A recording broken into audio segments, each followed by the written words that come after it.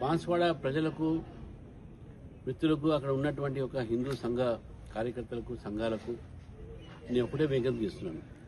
ఈరోజు నేను కామారెడ్డిలో జరిగినటువంటి ఒక ఏదైతే మన ఎమ్మెల్యే గారి మీద దాడి, అదేవిధంగా బాన్స్వాడలో జరుగుతున్నటువంటి ఒక అరాచకం, పోలీసు అరాచకం, ఆ రెండింటి సందర్భంగా నేను ఇంటి నుంచి బయలుదేరితే నన్ను అరెస్ట్ చేయడం జరిగింది. నేను పోలీసులు చెప్తా ఉన్నాను, ఈ ప్రభుత్వాన్ని చెప్తా ఉన్నాను, ఎవరైనా సరే మా కార్యకర్తల మీద కేసులు పెట్టే ప్రయత్నం చేసినా, తప్పుడు కేసులు పెట్టినా, అరెస్ట్ చేసినా అది ఊరుకునేది లేదు. ఇప్పటికే బాన్స్వాడలో 70-80 మందిని దాదాపు ఇల్లీగల్గా అరెస్ట్ చేశారు.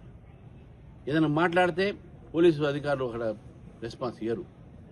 ఇక్కడ ప్రభుత్వం మొత్తం కూడా ఎంఐఎం చేతిలో ఉంది. ఎంఐఎం అసదుద్దీన్ వచ్చి మాట్లాడతాడు బాన్స్వాడ గురించి. నేను వార్నింగ్ ఇస్తా ఉన్నాను ఈరోజు. ఇది మంచిది కాదు.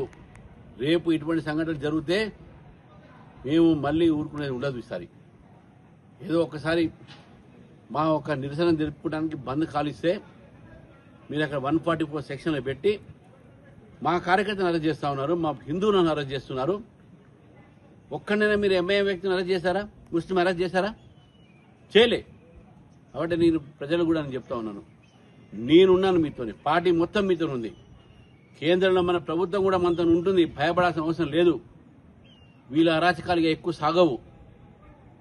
నేను దీని యొక్క విషయాలన్నీ కూడా ఎవరైతే ఐఏఎస్ కానీ ఐపీఎస్ కానీ ఆఫీసర్లు అయితే ఉన్నారో వాళ్ళకు కూడా చెప్తా ఉన్నాను, మీరు ప్రభుత్వ తొత్తులు గారు, మీరు ప్రజల కోసం పనిచేసేటువంటి యొక్క అధికారులు, ప్రజల కోసం పనిచేయండి. ఎంఏఎం చెప్పుడు మాటలకో లేకుంటే కాంగ్రెస్ ప్రభుత్వం చెప్పు మాటలకో మీరు విని బీజేపీని అక్కడ కార్యకర్తల్ని, హిందూ సంఘాలు ఉన్న కార్యకర్తల్ని, ఆ సంస్థలో ఉన్న కార్యకర్తలను మీరు హరాస్ చేస్తా ఉన్నారు. It's warning to everyone. మా జోలికి వస్తే, మా కార్యకర్తల జోలికి వస్తే, బాన్స్వాడ ప్రజల జోలికి వస్తే మీ ఊరుకోం. It's serious warning I'm just giving.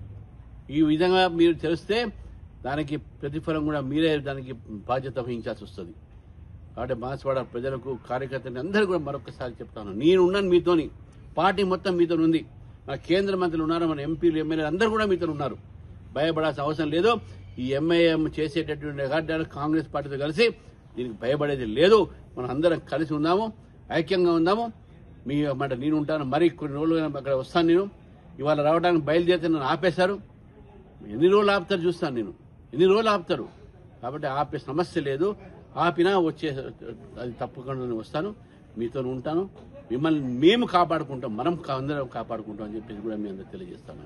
నమస్తే. భారత్ మాతాకి జై.